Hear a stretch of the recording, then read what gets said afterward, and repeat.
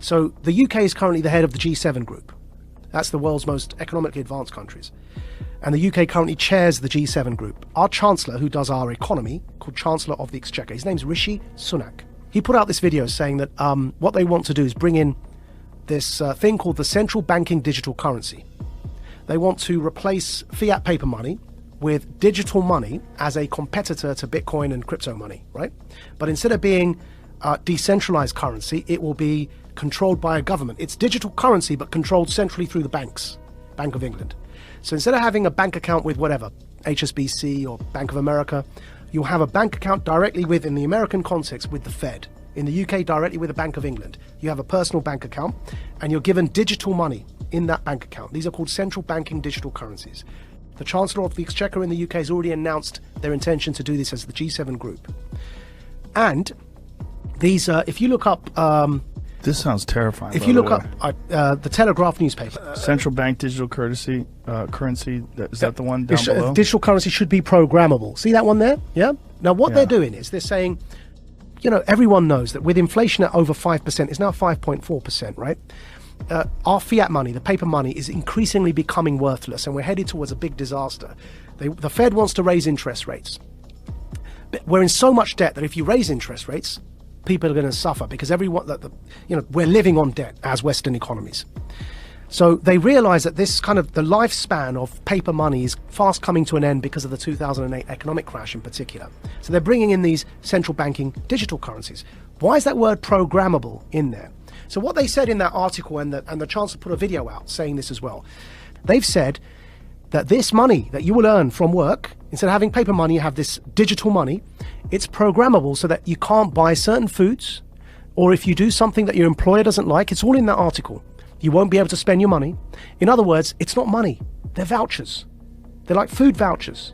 And they can be programmed so that, like the Chinese social credit system, that if you try and use them on a certain thing, it won't work. You say you want to buy a burger and they want you to buy bugs, which is one of the examples used. If you start to try and buy unhealthy meat, it just won't work. You tap your card, you can't buy the thing because you've met your quota that month of burgers.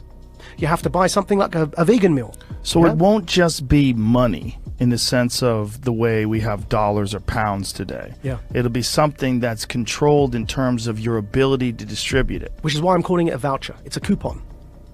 But even a coupon, if you have a coupon to buy bread, you can still buy the bread. Like, there's But you can't buy, see, that coupon to buy bread, what you can't do is buy a burger with that coupon. It's for bread. Right. Yeah? Right. Do you feel like you're sounding the alarm Yes. for people that don't understand what is going on?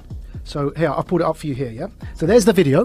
The group of the world's 7 most advanced economies, the G7, is launching a set of public policy principles for retail central bank digital currencies, CBDCs. Central bank digital currencies could be a digital version of money, a bit like a digital banknote that could be used alongside... Right, so that's the guy who runs our economy in the UK. His name's the Chancellor of the Exchequer. And here is the article.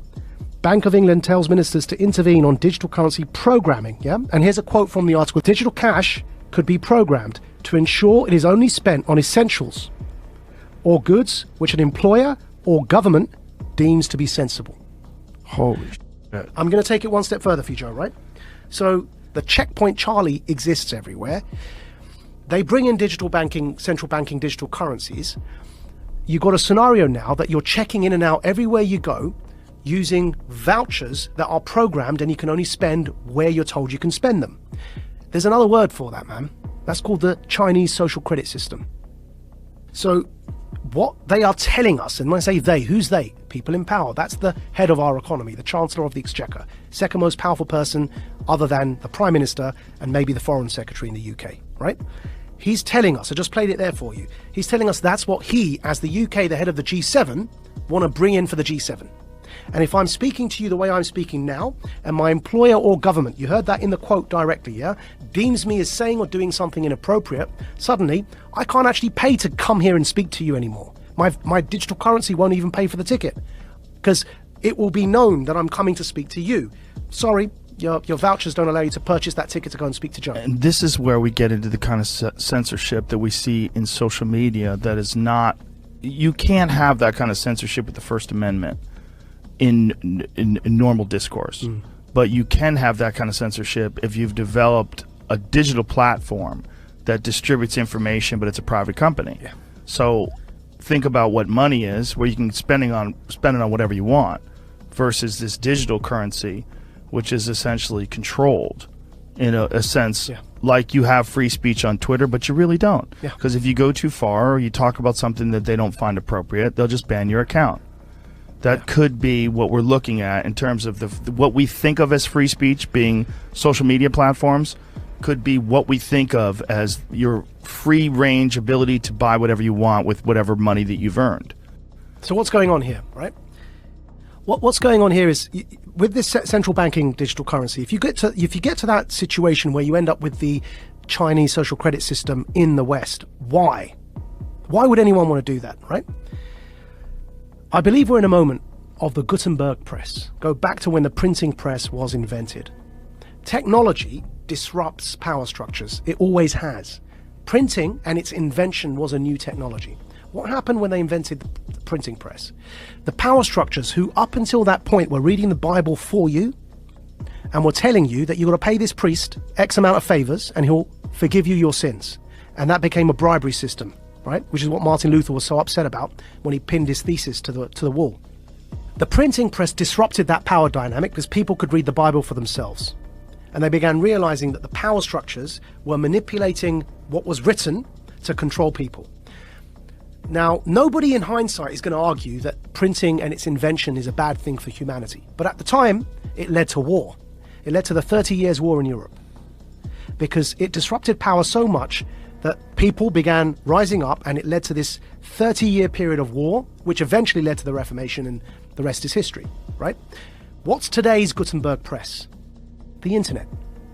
The decentralization of information, and then because of that, the decentralization of currency in the form of crypto is disrupting power.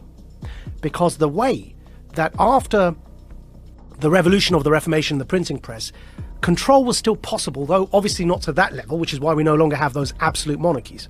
But control in a nation-state context was still possible to an extent because the money supply was controlled. Now, what's happening is that the invention of the internet, with the decentralization of information, and in particular here, the decentralization of currency in the form of cryptocurrencies, is disrupting those power hierarchies, and it's leading to this conflict now. And we're in a moment when the printing press was invented, the powers that be needed to try and hold on to that power as the 30 Years' War kicked off. They eventually lost it, but to hold on to it, they became very brutal because they were losing their grip on power. Today, to have the infrastructure in place that you can have a checkpoint Charlie society, so that when the central banking digital currencies are in place, that infrastructure is already there because people were so scared they voluntarily allowed you to put that in place, so that you can maintain your grip on power, because what's coming around the corner is the decentralization of everything, of media, therefore of narrative, and of course remember, whoever defines the truth gets to define reality. Decentralization of the economy through crypto. You no longer have the power to define the story and control the money supply. So the powers that be, who are losing that power, need to clamp down. They're clamping down on their own children, because we are people who are born of the West.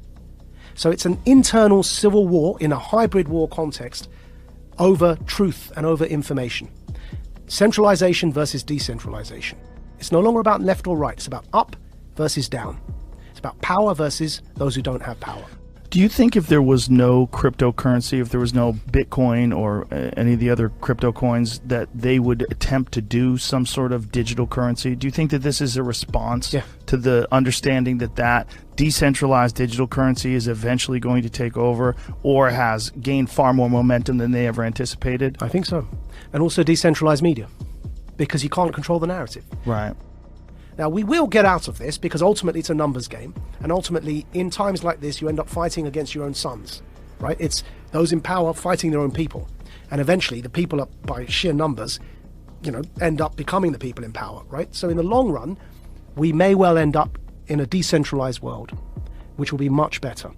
But as I say, that to get there, we have to get through this period of those in power attempting to hold on to that power.